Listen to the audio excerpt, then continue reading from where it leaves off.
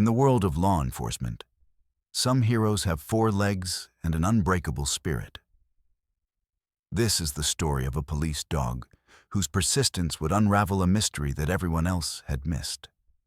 A single spot, a relentless mission, a truth that would shock an entire community. But this wasn't just another routine patrol. Something was different. Something was brewing beneath the surface that would change everything. And it all started with one inexplicable moment of determination. The pre-dawn light crept slowly across the city, painting downtown's concrete landscape in muted grays and soft blues. Officer Sarah Martinez adjusted her duty belt. The familiar weight of her equipment, a comforting presence as she prepared for another shift. Max, her Belgian Malinois partner, sat perfectly still beside her, his amber eyes scanning the horizon with an intensity that went far beyond typical canine behavior.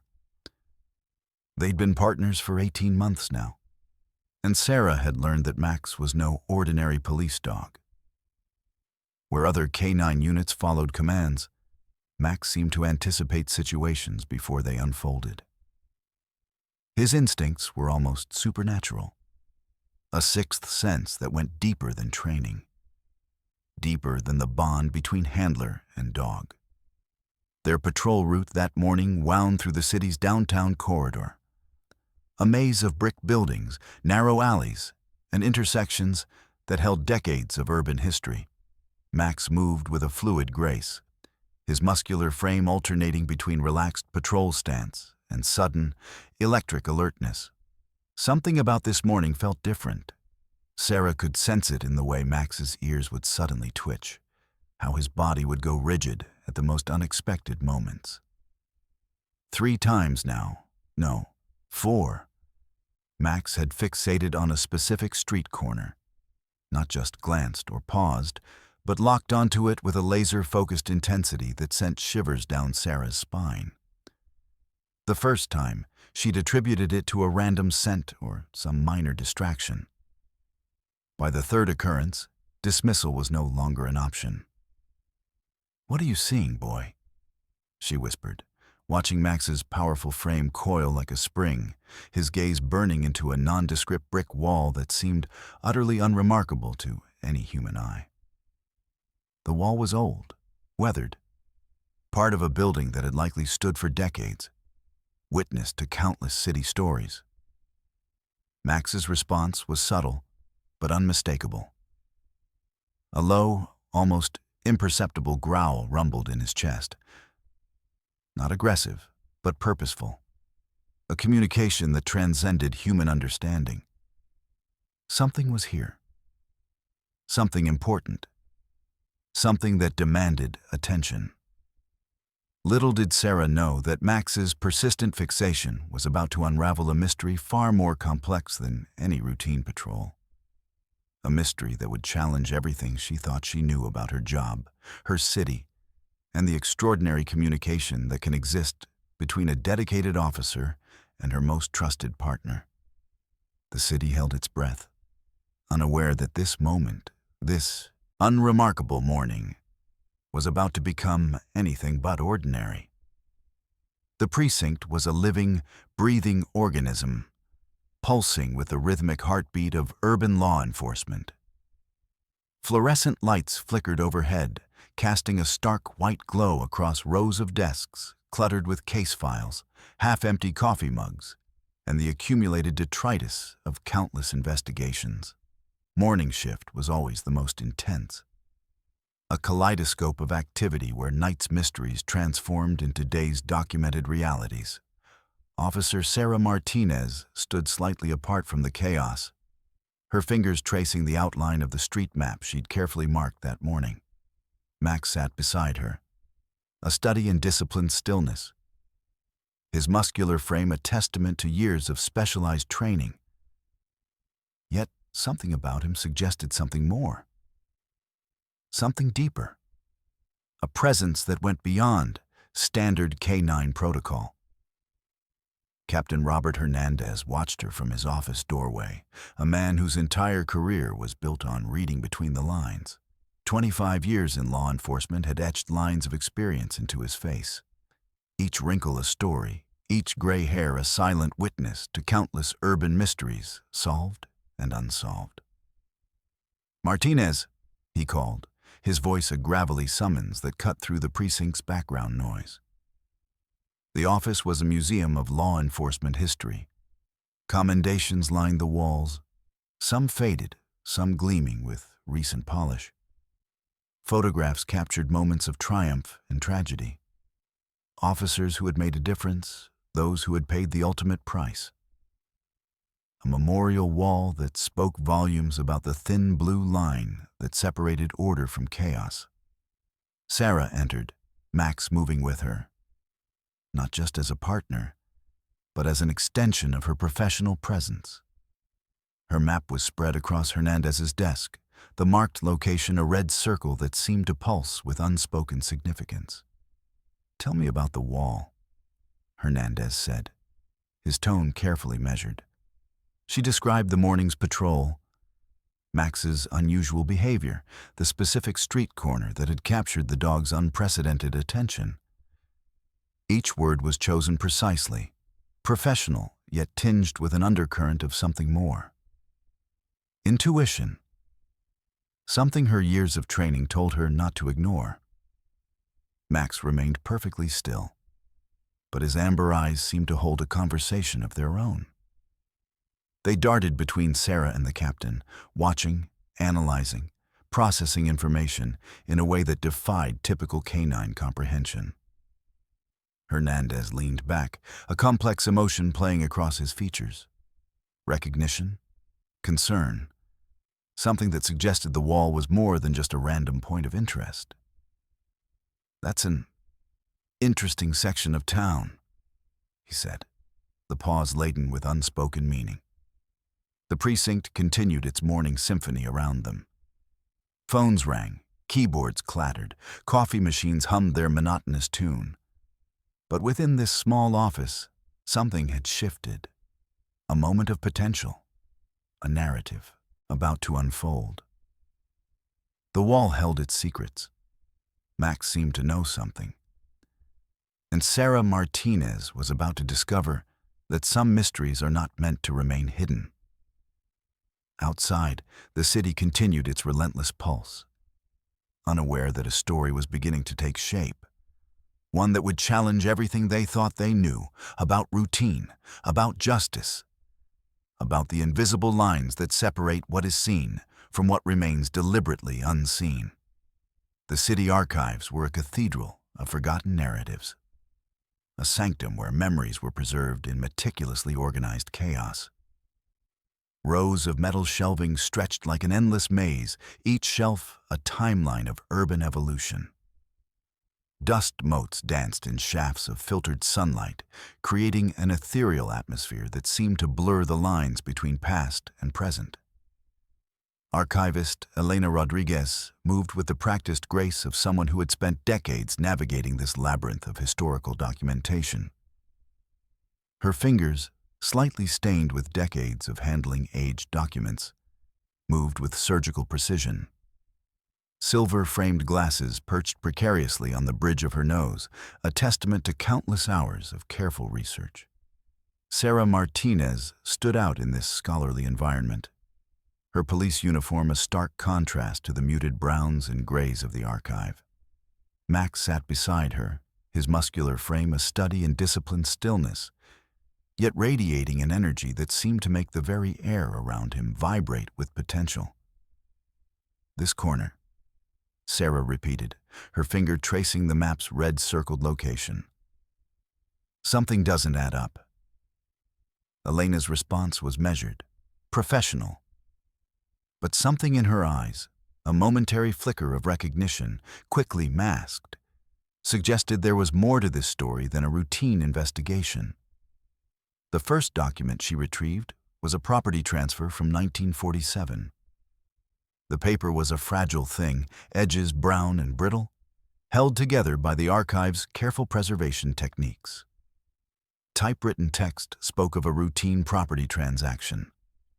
But Max's reaction was anything but routine. The dog's entire body went rigid. His amber eyes locked onto the document with an intensity that defied canine comprehension. Sarah had learned long ago that Max's instincts were more than just trained response. They were a form of communication that transcended normal understanding. "What do you see?" she whispered, her hand unconsciously moving to rest near Max's collar. Elena spread additional documents across the research table. Old city maps, property records, architectural surveys. Each layer added complexity to what had initially seemed like a simple investigation. A 1952 city planning document caught Sarah's attention. A notation in the margin, barely legible, written in faded pencil, seemed to pulse with unexpected significance. The handwriting was precise, almost architectural in its careful construction. But something about it felt off. "This doesn't make sense," Elena muttered, more to herself than to Sarah. Her fingers traced a series of property lines that seemed to shift and change across different decades. Some boundaries aren't just physical. They're historical, psychological. Max remained absolutely still, but his eyes told a different story. They moved between the documents, tracking something invisible to human perception. A connection, a narrative thread that existed beyond the physical evidence.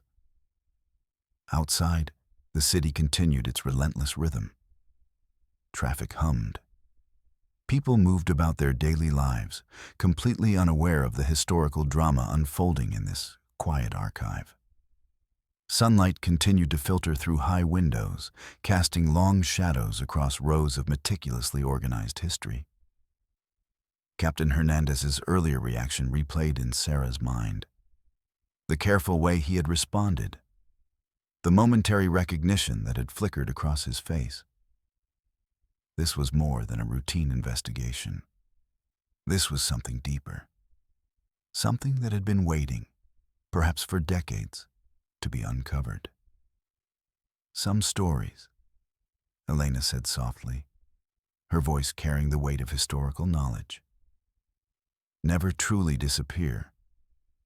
They just wait for the right moment to be remembered." Max's tail gave a single, almost imperceptible twitch. The first piece of a complex puzzle was about to fall into place, and nothing would be the same again. The rain had come and gone in fits and starts, leaving the city washed and glossy as if someone had momentarily polished the world. Streets reflected neon, sidewalks steamed, and the air carried that sharp electric scent that follows a sudden storm. Sarah tightened the collar of her jacket and glanced down at Max, who walked with the precise, deliberate steps of a dog who knew the route by instinct rather than instruction. The corner they'd been tracking looked ordinary enough in daylight. Brick buildings, a deli with a flickering sign, a narrow alley that usually hosted no more than a couple of overflowing bins. Yet the place vibrated with an undercurrent Sarah couldn't name. Max moved toward the wall without hesitation, nose to pavement, then rising to sniff the bricks and mortar as if reading a language only he could translate. "All right, boy," Sarah murmured. "Show me." The wall's surface was layered in decades of paint, a palimpsest of posters, tags, and weathered murals. At first glance, it appeared to be just another urban canvas, the kind that cities surrendered to time and adolescence. But Max refused to be distracted by the obvious. He pressed his shoulder against a section of brick, then pawed lightly at a seam hidden beneath chipped plaster. When he did, Sarah noticed the faint outline of a roughly rectangular patch. An old repair, or perhaps a deliberately concealed aperture. She crouched, running her fingers over the cool, damp brick. Under the grime and paint were traces of mortar that didn't match the surrounding pattern. as if someone had attempted to patch or disguise an opening years ago. Her breath fogged in the chill air. It wasn't much, just texture, a whisper of anomaly. But Sarah had learned to trust whispers. Captain Hernandez arrived with Elena close behind, her rain-slicked hair pulled into a practical knot. He surveyed the wall, then the alley, then the faces of his two detectives. "Cameras?" he asked. "Blind spot," Sarah replied.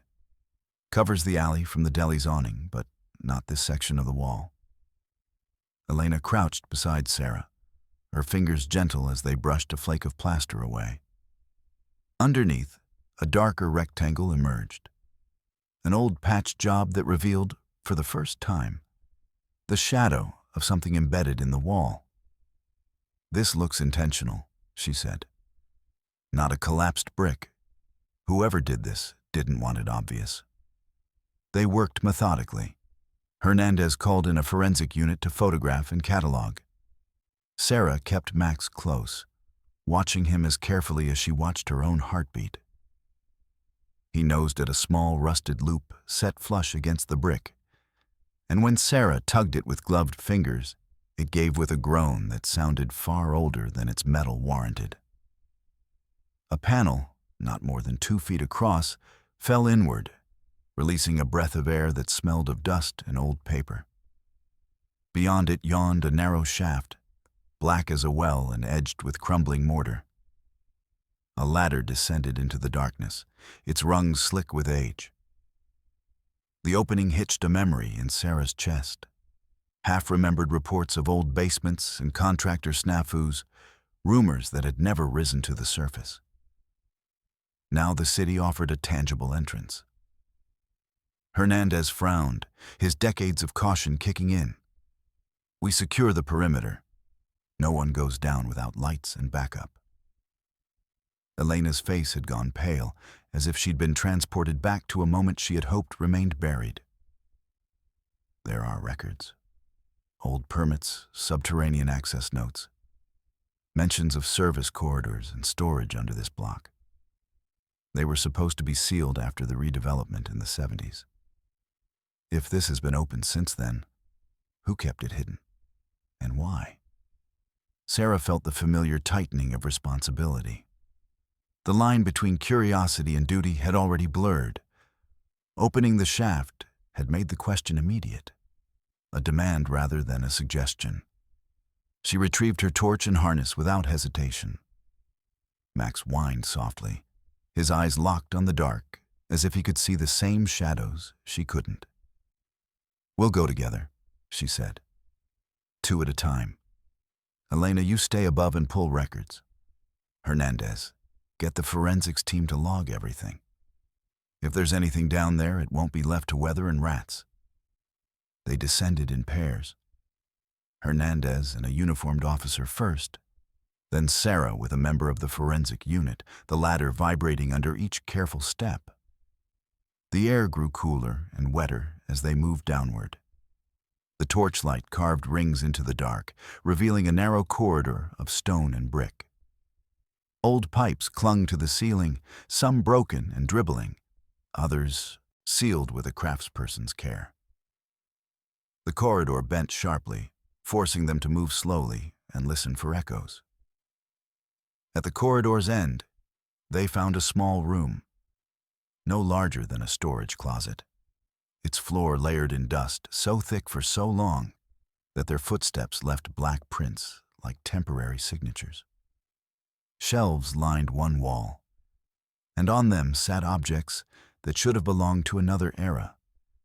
A child's tin lunchbox with a faded cartoon rocket, dozens of envelopes tied with string, a stack of newspapers yellowed with age. But it was the photograph nailed to the wall that arrested Sarah. It was a black and white image of the same corner, but decades older. Cars bulky with chrome, women in skirts, children with bicycles. A group of men posed beneath the wall, their faces stern and proud. At their feet, partially obscured by a smudge of time, a small plaque in the photograph read a single word: remembrance. Elena's voice, over the radio, was thin with disbelief. There are names, dates. Some of them match missing person reports from the late 1940s and early 1950s. People who were never accounted for. The city's past and present trembled on an axis. A name, an initial, was a thread that could unravel decades. Sarah felt the familiar surge of resolve, knowing that whoever Raymond Hale had been, the wall had been part of his hands, his choices, or the consequences of them. Who were these men? Sarah wondered aloud, her voice echoing softly in the confined space. What did they know? What were they protecting? As they sifted through the remnants of history, they uncovered more clues. Old newspapers detailing community events, obituaries that told stories of lives lived and lost, and pamphlets advertising long-forgotten businesses. Each item felt like a breadcrumb, leading them deeper into a narrative that had been purposefully obscured.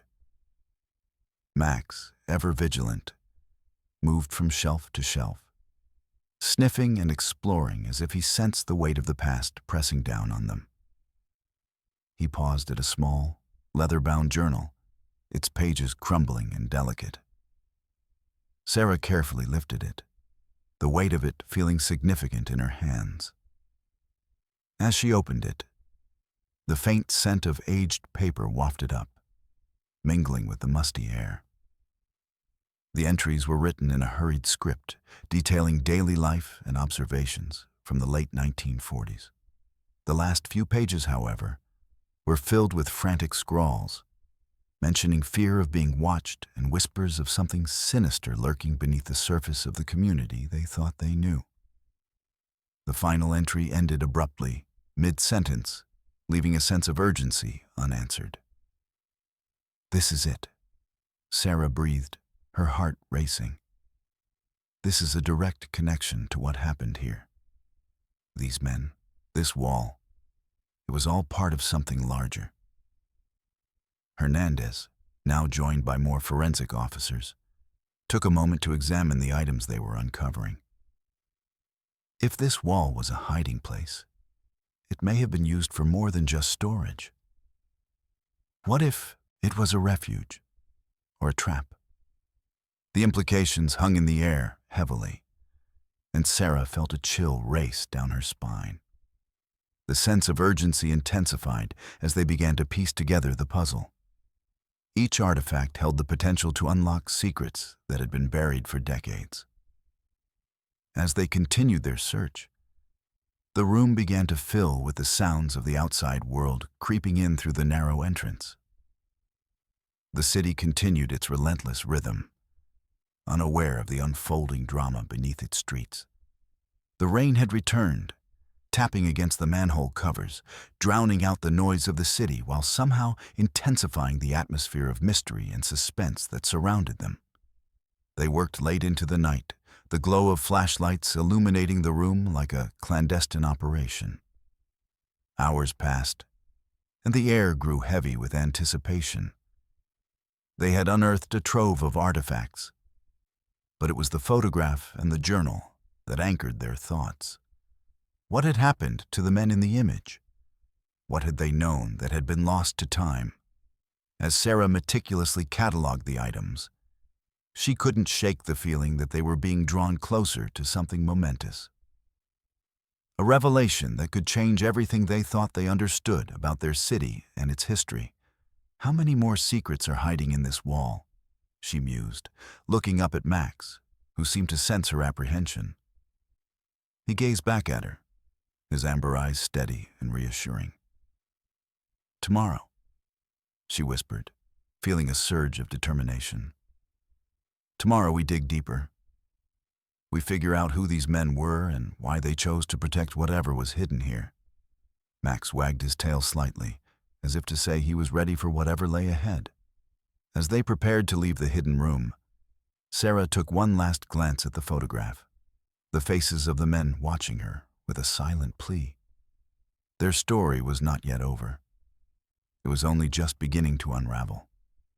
Emerging from the shaft into the dim alley, The rain had subsided to a light drizzle, casting a shimmery sheen over everything. The night was alive with the sounds of the city, distant sirens, the hum of traffic, and the chatter of late-night revelers oblivious to the hidden history beneath their feet. Sarah took a deep breath, filled with determination and curiosity. This case was not just about solving a mystery. It was about honoring the memories of those who had been lost, those who had been forgotten. The wall had held its secrets for too long, and now it was time for the truth to emerge from the shadows. As they walked back to the precinct, Sarah felt a sense of purpose settle within her. The investigation was far from over. It was merely the beginning of a journey into the past that would test their resolve and challenge everything they thought they knew about their city. Tomorrow would bring more questions, more digging, and perhaps even more revelations. But one thing was certain. They would not stop until every last secret hidden behind the wall was brought to light. Morning dawned with a hesitant sky, clouds lingering like old memories, casting a muted light over the city. Sarah arrived at the precinct early, her mind racing with possibilities and unanswered questions. Max trotted alongside her, his presence a steady reminder of the bond they shared, a partnership forged in trust and shared purpose. As they entered the precinct, the familiar sounds of ringing phones and hurried footsteps greeted them. Sarah moved through the hubbub with the practiced ease of someone who had learned to carve calm out of chaos. She made her way to her desk, where the clutter of case files, sticky notes, and the printed photograph from the wall formed a small constellation of clues. She logged onto the computer and pulled up the new database she and Elena were assembling. Each entry in the database felt like a promise. If they kept it tidy and thorough, it would not be easy to bury their work again. Max settled at her feet, his head resting on his paws, eyes half-lidded but alert. Sarah scratched behind one ear and whispered, "Ready?" He thumped his tail once, as if to say yes. Her first call was to Elena, who had been working through microfilm archives and interviews. Elena's voice crackled with controlled excitement. "I found a series of municipal memos from the early 50s. Many are redacted, but there are notations linking the redevelopment projects to a private firm, Hale and Partners. That initial R lines up." Sarah felt the memory of the journal's frantic handwriting sharpen. Hale and Partners, Raymond Hale's firm? Yes, and there are financial transfers in the city's ledgers that don't make sense on the surface. Payments to shell accounts, then to contractors with no clear projects. I'm tracing addresses now, cross-referencing them with property transfers and voter rolls. They met in the evidence room, the photograph and journal spread across an impromptu table. The room smelled of sterilized plastic and metal, evidence bags, ink, the antiseptic tang of things preserved. Captain Hernandez arrived carrying a thermos of coffee and a stack of reports. He set the thermos down, glanced at the contents, then at Sarah. "We need to be surgical about this," he said. "If Hale and Partners still have living allies or descendants, there may be pressure." Elena tapped a page. "We reached out to Joseph. He knows people, older activists, union members. He can introduce us to someone who worked with Raymond, possibly a guy named Luis Marquez. Luis was a union organizer who had run-ins with the city at the time. He might be willing to talk." "Bring him in," Hernandez said. "But do it gently. People who lived through those years remember pain." They arranged the meeting at a neutral place, a community center that doubled as a senior day program. The center's worn linoleum and folding chairs held decades of meetings, potlucks, and petition drives. An environment where history felt tangible. Luis was smaller than Sarah had imagined, with a head of white hair and a smile that didn't quite reach his eyes. His hands trembled a little when he took a seat, the tremor of someone with the weight of time in his bones. "You've been poking around old wounds," Luis said without preamble, his tone dry. "Some of us thought the closing had settled things, like dust covering a wound. But I remember Raymond. He was loud and stubborn and had a way of making people believe they could do something." "Did he have enemies?" Sarah asked. "People who wanted him gone?" Luis's jaw tightened. Enemies who were more than enemies. People who benefited from redevelopment, the sort who could find ways to make inconvenient people disappear from city ledgers. Back then, if you made yourself a problem, there were ways to make you stop being a problem. Sarah watched his gaze drift to a portrait on the wall, a mural of the neighborhood from long ago. Then back to her. "We think there's a connection to the wall. Men who went missing, a place of remembrance. We found journals and a photograph. We need to know what the men were doing, what they were protecting." Luis folded his hands. They were protecting community, not a thing, but people. They kept lists. They kept records. They thought keeping records would make them safe. But records are only as safe as the people who keep them. When fear rolls in, people hide the truth in whatever holes they can find. "And Raymond?" Elena pressed. "What happened to him?" Luis swallowed. Raymond was organizing a march against the slum clearance plan. They were supposed to meet at the corner by the deli, where you found the wall. He was there, yelling into a megaphone, rousing people. The night he disappeared, a car took him away. People saw it.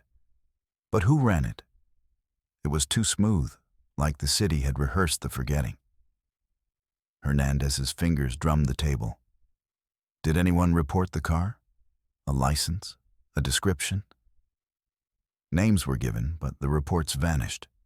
People who tried to follow the trail found dead ends. Then fear did what it does. It turned people inward. Some fled. Some kept quiet to keep bread on the table. The pain in Luis's voice left no room for doubts. Sarah felt the gravity of what they were uncovering. A systemic silencing that had been effective because it preyed on ordinary fears. On the walk back to the precinct, Sarah and Elena discussed next steps. "We need corroboration," Elena said. "Names, dates. We need living witnesses who can tie Hale and partners to enforcement, cars, men, payments. And we need to be smart about subpoenas," Hernandez added when they briefed him. "If the records are gone locally, they may exist in federal archives or private ledgers. We pull everything we can: contracts, bank transfers, tax filings." Over the next week, the team split tasks like surgeons dividing a difficult operation. Elena dug into financial trails and historical society records. Hernandez worked the legal channels, quietly serving records requests to banks and contacting a retired federal investigator who had a reputation for not letting things die on paper. Sarah ran door-to-door interviews through the older parts of the neighborhood, listening to stories that were half memory and half legend. Some leads fizzled. Elderly neighbors had partial recollections, but no specifics. Others lit small fires of hope. A woman named Margaret, who had once owned a boarding house on the block, showed them a tattered guest ledger with names and dates penciled in. There, scrawled in the margin beside a date, was a note. Raymond, stayed late, spoke of list, left with men in suit, no plate. The handwriting trembled, the ink faded, but the implication was unmistakable. The deeper they dug, the more the past fought back. A letter arrived at the precinct marked with no return address. A short note that read, in plain type, "Leave it alone." A brick was thrown through a squad car window late one night, and a smear of paint covered the remembrance photograph in the evidence room. An act of vandalism that smelled less of spontaneous malice and more of warning. Hernandez had the precinct's camera logs examined. The footage showed a shadowed figure moving quickly, intent on getting in and out. "You think they're trying to intimidate us?" Elena asked as they stood in the now guarded evidence room, the photograph under glass and 2 officers posted outside. "We can't let it stop us," Sarah said, voice low. This is what they wanted. Silence. We keep talking. We keep asking questions. We make it harder for them to bury things again. The pressure crystallized the team's resolve. They worked late nights, running down paper trails, interviewing aging witnesses, and assembling binders of verified facts. Each binder was a small defiance. Each verified fact was another nail in the coffin of a story that had once been easy to bury. One evening, as Sarah sorted through a newly obtained bank ledger, she found an entry that made her breath catch. A payment to an offshore account linked to a trust with the initials H&P, Hale and Partners, dated weeks after several men went missing. The amount was substantial, and the notation in the ledger read simply, "Remediation fee." On the next page, a transfer to a local contractor with no apparent job listed. The ledger suggested a network of payments that could be used to silence, to buy compliance, or to make problems disappear. She called Hernandez and Elena in. They pored over the ledger, matching figures against property transfers and contractor payouts. A pattern started to emerge. Money moved where people vanished. Contracts were awarded to firms with curious names. Municipal approvals coincided with unusual legal motions that had quietly altered property boundaries. "It's a mechanism," Elena said, eyes gleaming with the thrill of the hunt. Not direct proof of murder, but a system for erasing presence, financially, legally, even physically. They needed more than patterns. They needed a smoking gun. Their break came unexpectedly from a retired city clerk named Agnes, a person Sarah had tracked down after finding her name penciled into a stenographer's list tied to the redevelopment meetings. Agnes lived alone in a tidy row house, kept neat by the slow, careful routines of old age. When Sarah arrived, Agnes had tea brewing and a tall stack of envelopes on the kitchen table. "You found me," Agnes said, not quite a question. Her voice had the brittle texture of someone who waited a long time for accountability. Sarah sat down, the recorder between them. "We're trying to understand the redevelopment. We found references to Hale and Partners, and we have missing persons from the same era. You were there. What did you see?" Agnes's hand shook as she opened an envelope and slid out a thin file, the corners worn soft from handling. Inside were photocopies of council minutes, unstamped marginal notes, minutes that had somehow slipped past official censors. Among them was a typed addendum, an approval of subterranean service closures, with a hastily affixed signature that, at first glance, looked like a clerk's initial.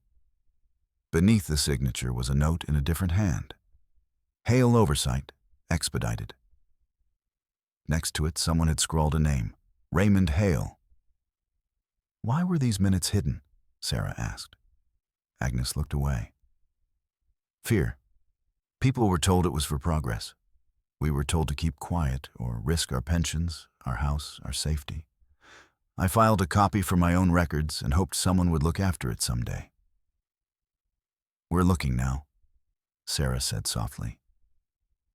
Agnes nodded, as if she had been waiting to hear those words for decades. "There's one more thing." She hesitated, then drew out a smaller envelope. Inside lay a photograph, a candid shot of a man in a suit and an officer she recognized from historical photos. The back was labeled in Agnes's tight hand, "Hale W.W. Investigations, Nov. 1952. The discovery felt electric. It suggested collusion between private developers and enforcement, an alliance that could explain how people vanished without trace and why municipal records were conveniently distorted.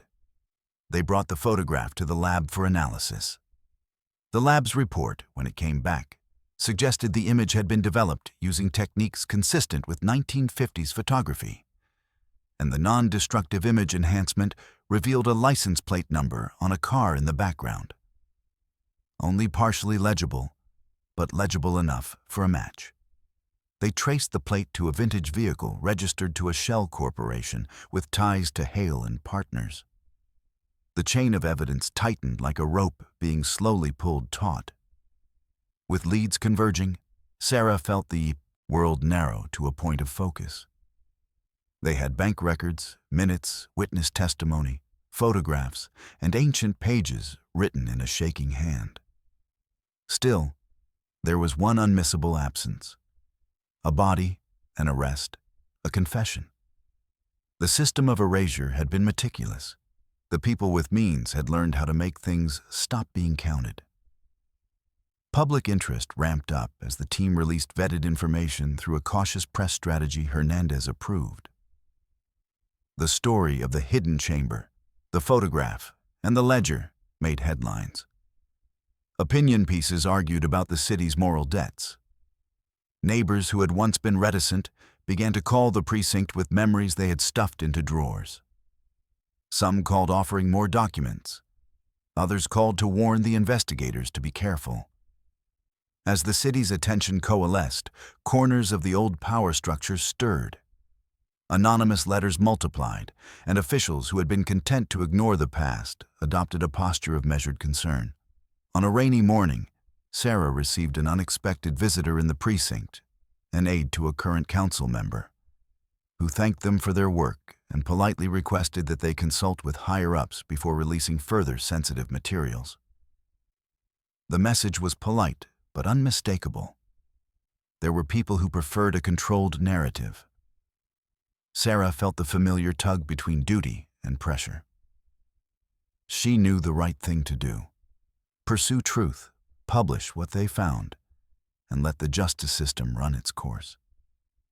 She also knew the dangerous inertia of institutional self-preservation.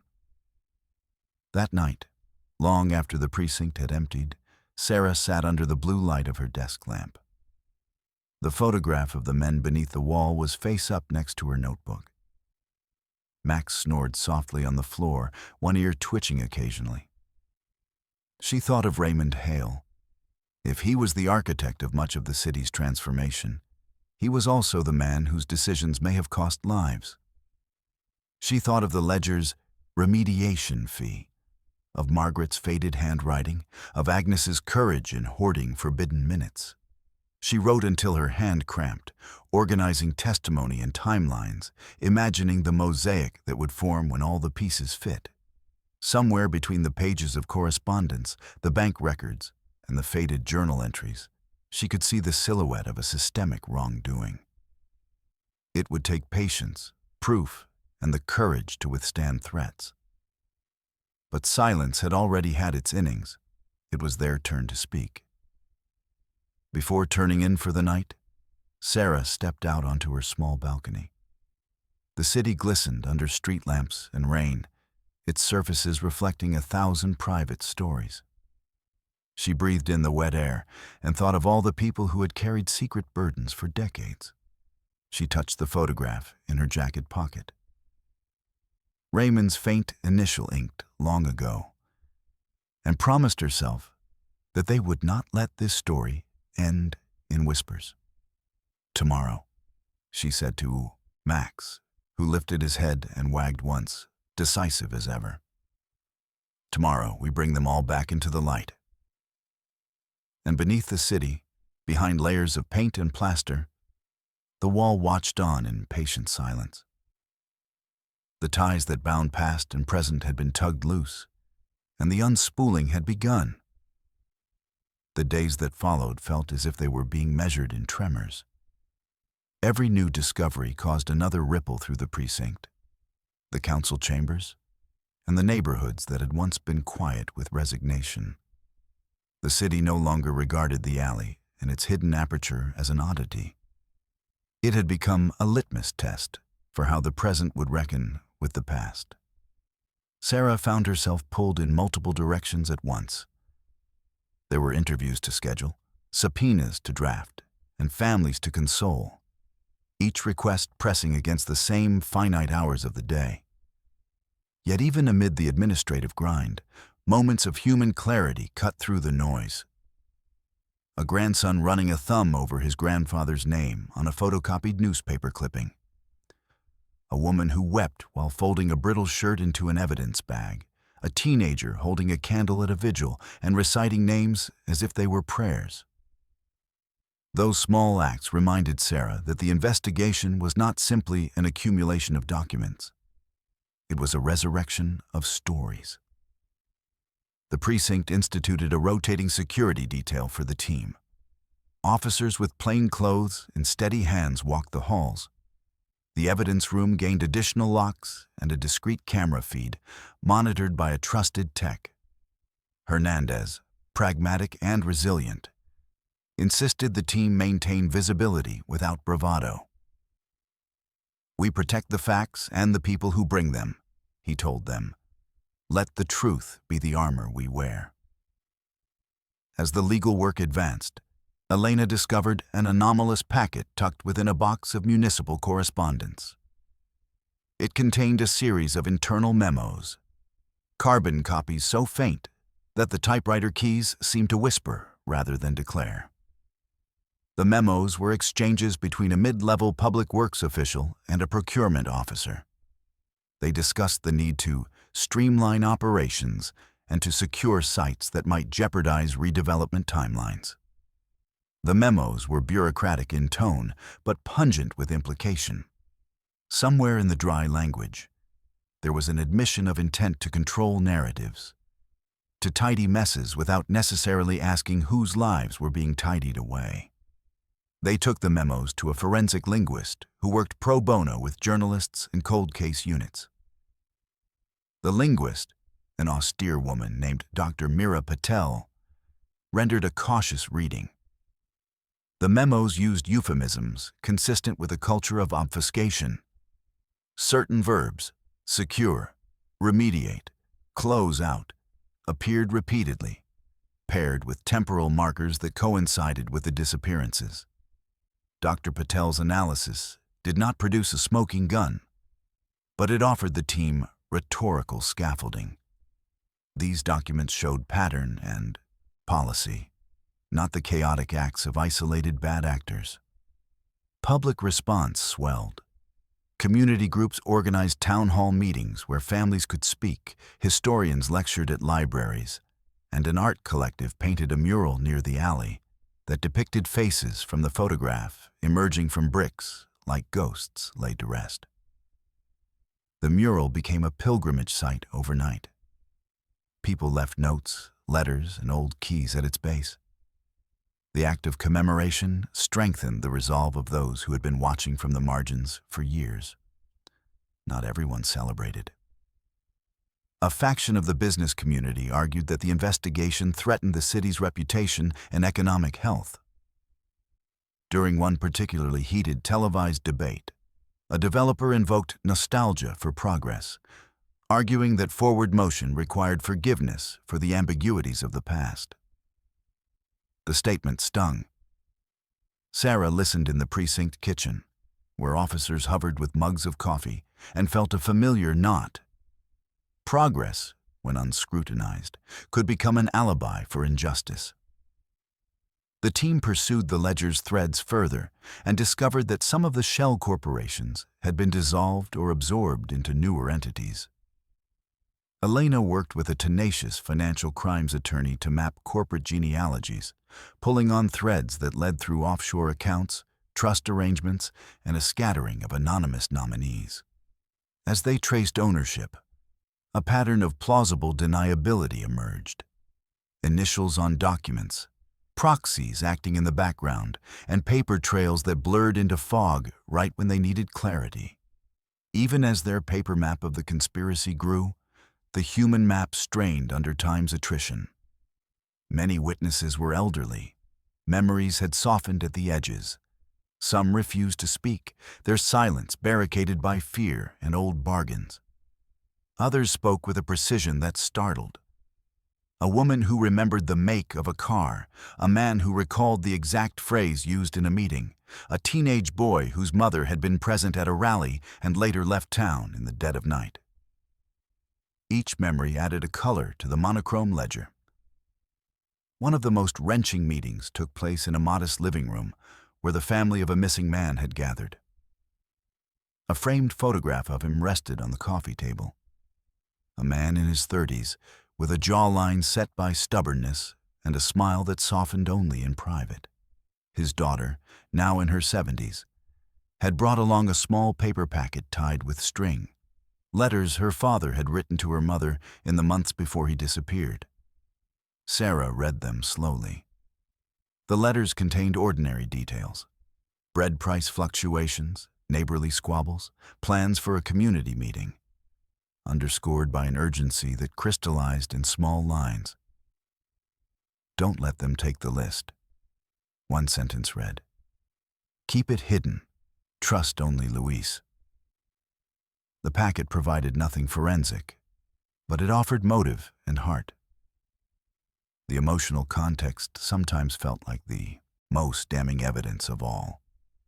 These were organized, purposeful acts against people who meant their community no harm. As weeks turned into months, the team faced legal friction.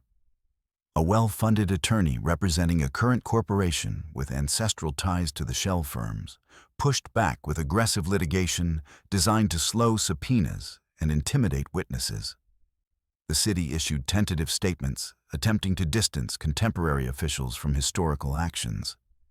The prosecutor, cautious and under pressure, demanded incontrovertible links before pursuing charges.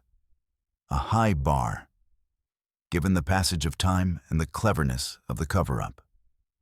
Yet breakthroughs continued to surface. A conservator at the municipal archive uncovered a brittle map rolled in an old tube. Marked in the margins were the locations of service closures and underground passages, notations that matched the positions of several later discovered bricked-up shafts. The map, when cross-referenced with Arthur's ledger and the driver's log, created a geographic lattice that made the disappearances look less like isolated acts and more like a coordinated system of control. Then came a night that jolted the team into new urgency.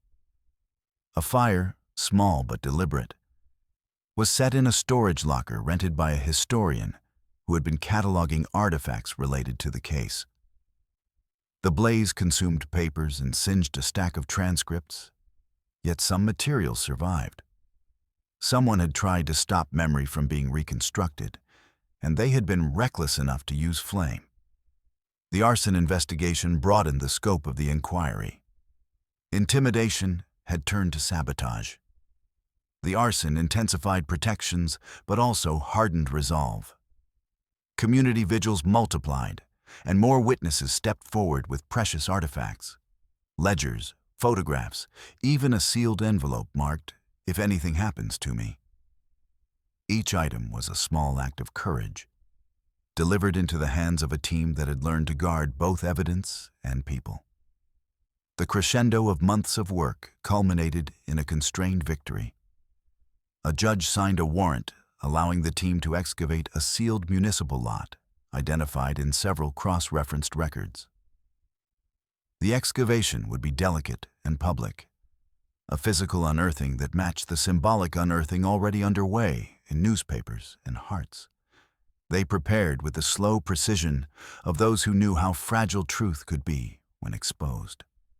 On the eve of the excavation, Sarah stood again before the mural by the alley, the painted faces now ringed by fresh candles. Max nosed at her boot. She traced a fingertip along a painted cheek and felt the threads of the case like a living thing under her skin. Tomorrow would bring dirt and spoons, and the long work of opening the earth to questions that had been posed 70 years before. They did not know what they would find. They only knew that they would no longer let the city's ledger determine who had names and who had none. As the precinct lights dimmed for the night, Sarah packed a small bag and checked her phone twice for messages. A new email from Whitaker waited in the secure accounts, an address and a short line. "Meet at dawn. I found another satchel." She read it twice, then stood and smoothed her jacket, the weight of the coming day heavy and familiar. Outside, the rain started again, thin and insistent. The city listened as if it expected the ground to answer back. Sarah squared her shoulders, looking at the alley that had once been a secret and now served as a threshold. The echoes of the past were growing louder, and the reckoning had only just begun. Dawn broke with a muted glow, the sky heavy with clouds that threatened a steady rain. Sarah stood at the edge of the excavated lot, the chill of the morning air wrapping around her like a shroud. She could feel the tension in her shoulders, the weight of anticipation settling in her bones, and a small knot of anxiety twisting in her stomach. The city had gathered in whispers, and now it felt as if the world was holding its breath, waiting for the secrets buried beneath the surface to be revealed. The excavation site was cordoned off with bright yellow tape, flanked by a crowd of reporters and onlookers. The media buzzed with speculation, cameras poised to capture every moment. Sarah could see the familiar faces of community members, some supportive, others apprehensive, all drawn together by the shared hope that the past might finally be reconciled with the present. It was a surreal scene, a mix of hope and dread, of anticipation and fear. Max, ever attuned to her emotions, sat at her feet, his ears perked up, watching the activity around them with the calm of a seasoned companion.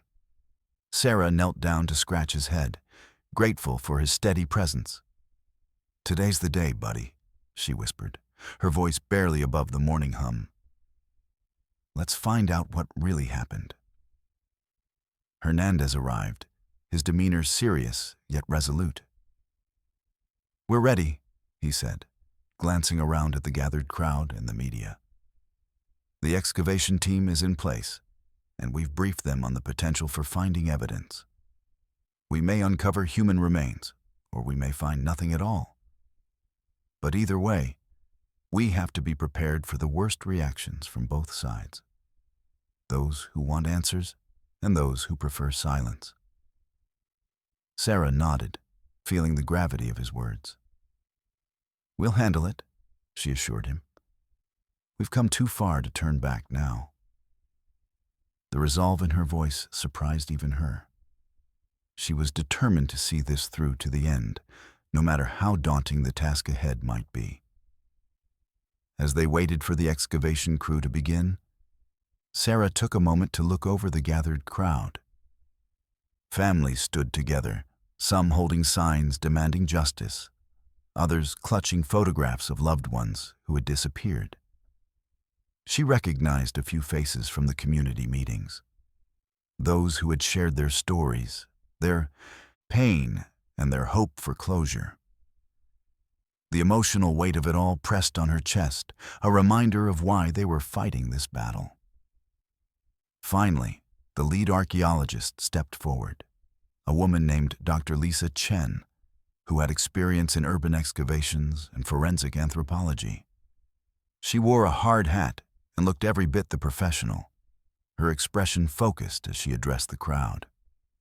"Thank you all for being here today," Dr. Chen began, her voice steady, cutting through the tension like a knife.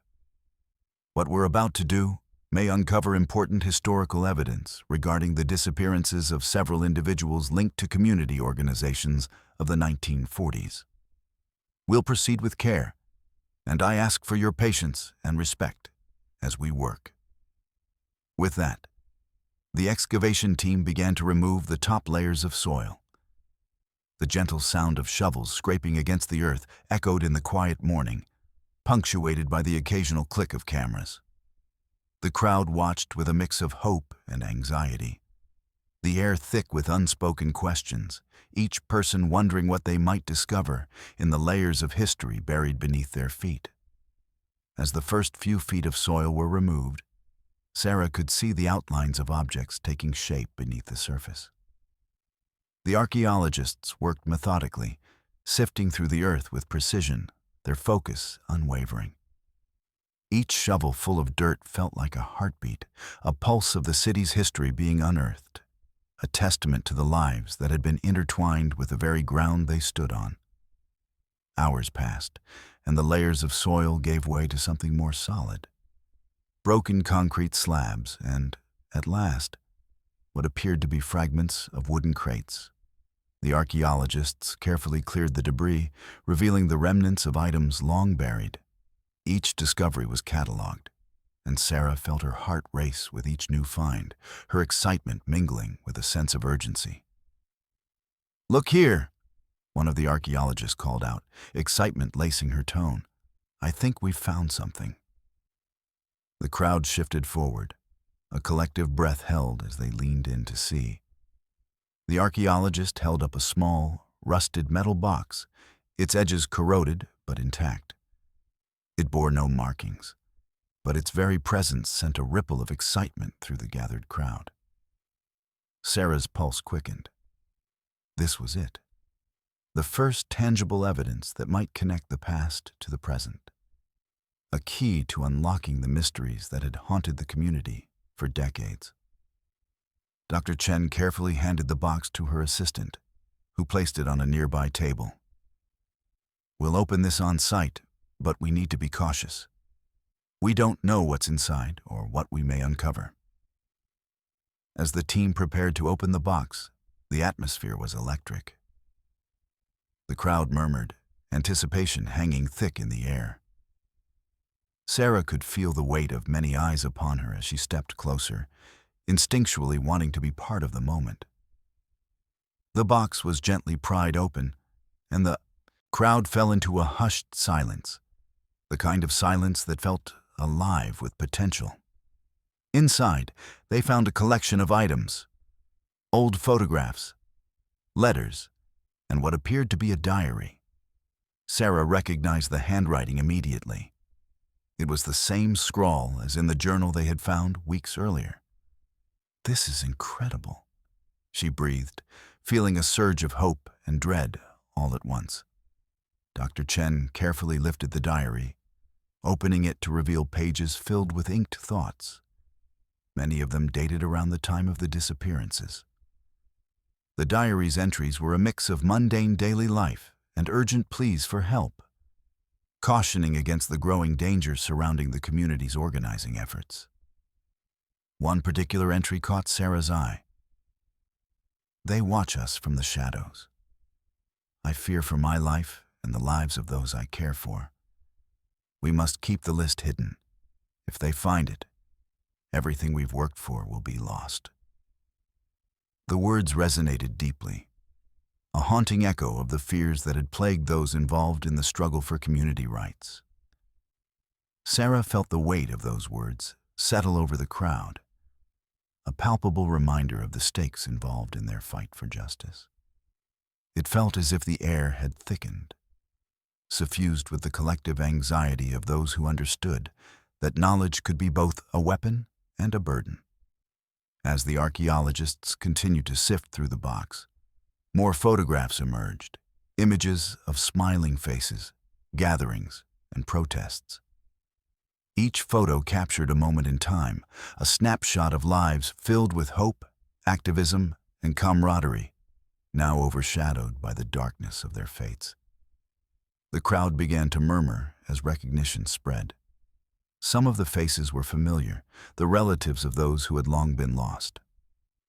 "I knew him," a voice cried out from the back. "That's my uncle."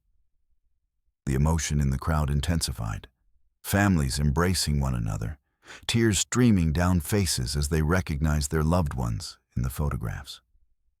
The air was thick with grief and relief. A connection to the past reestablished, a bridge between those who had been lost and those who remained. It was a moment of bittersweet triumph, a reminder that even in loss, memory could persist. As they continued to unearth more items, the tension from the representatives grew palpable. A group of sharply dressed individuals stood off to the side, their expressions stoic and guarded. Their presence felt like an unwelcome shadow, a reminder that not everyone welcomed the unveiling of the past. Sarah recognized them as representatives from the very companies implicated in the investigation. Their interest in the proceedings felt predatory, and she could sense the tension mounting like a brewing storm.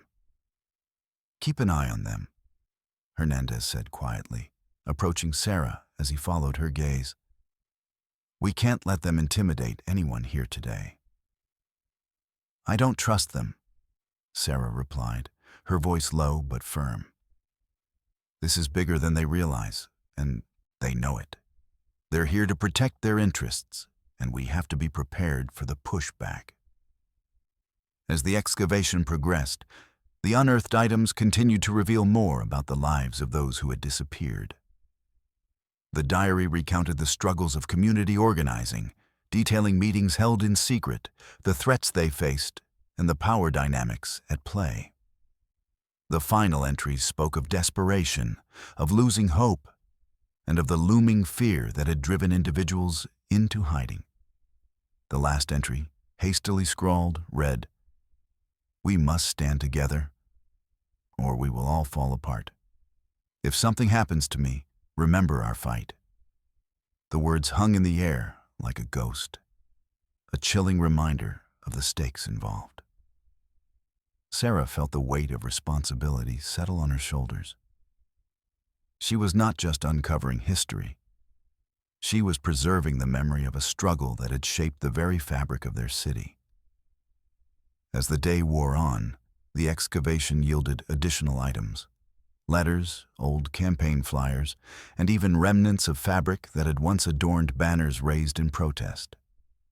Each discovery felt like a piece of a larger puzzle, a vivid tapestry of lives intertwined with the fight for justice. The community looked on, their faces reflecting a range of emotions: hope, fear, determination, as they witnessed history being unearthed before their eyes.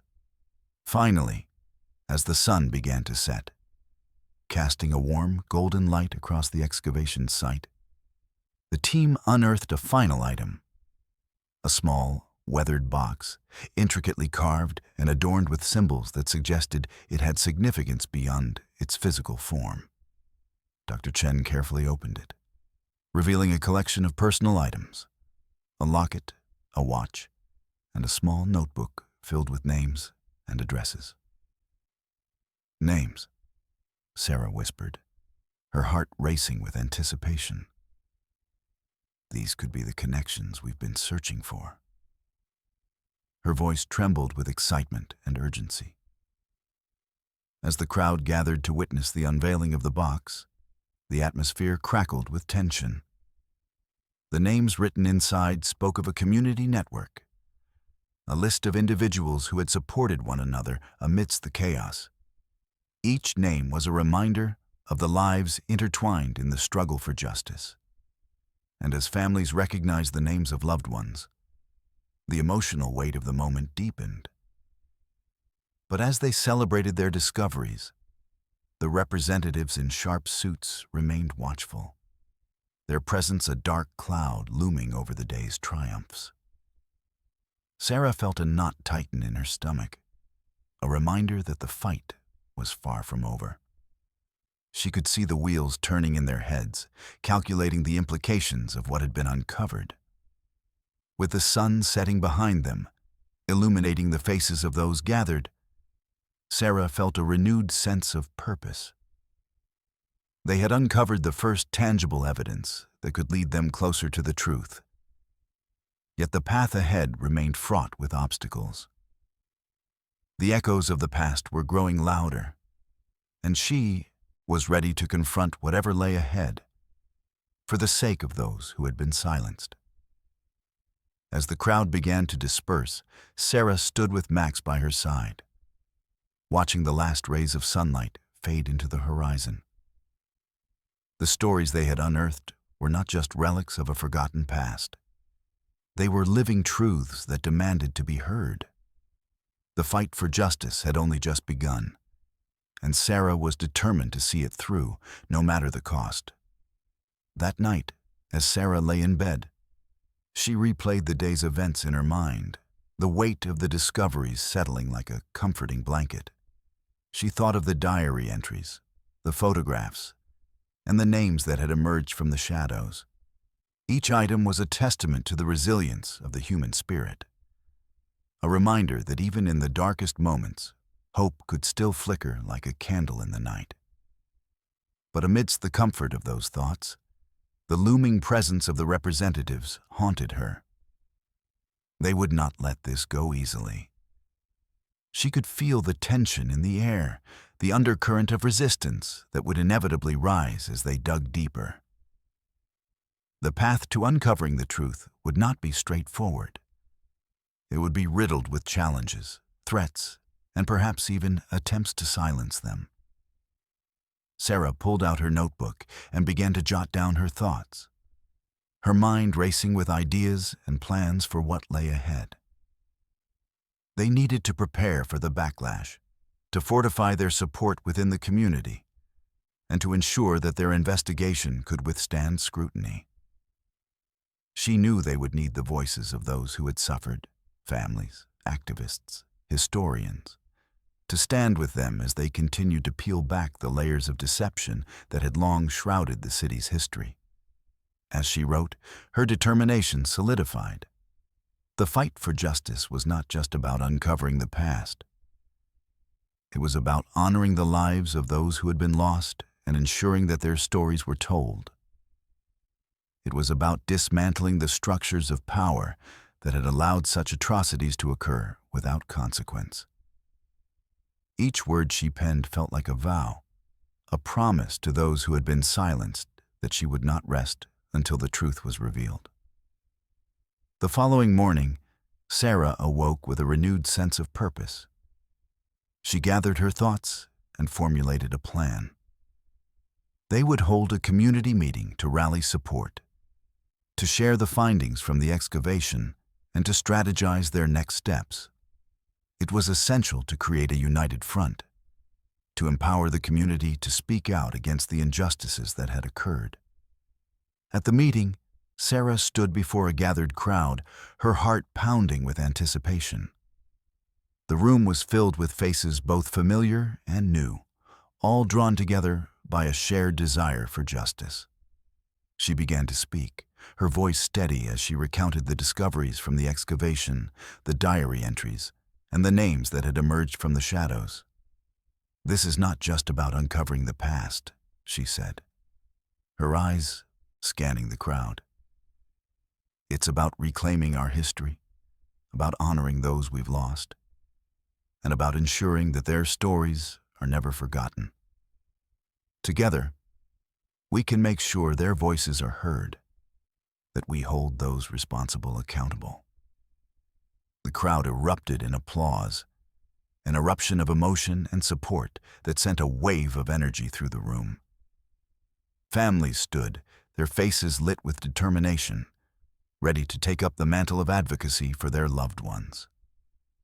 Sarah could feel the momentum building, a collective resolve that surged like a tidal wave. But as the cheers subsided, she noticed the sharp suits lingering at the back of the room, their expressions inscrutable. She knew they would not sit idly by. They would fight back, armed with resources and influence. The confrontation was inevitable, but she also knew that the strength of the community would be their greatest asset. In the days that followed, they mobilized. The community came together to organize rallies, to share their stories, to demand accountability from those who had turned a blind eye for too long. Sarah coordinated with local organizations, historians, and activists to amplify their message. The press covered their events, and the momentum only grew stronger. Yet, even as the community rallied, the representatives from the implicated companies began to push back. They issued statements dismissing the findings as sensationalism, claiming that the past should remain buried, that the community should focus on progress rather than digging up old wounds. It was a familiar tactic, one designed to undermine their efforts and sow discord. Sarah remained undeterred.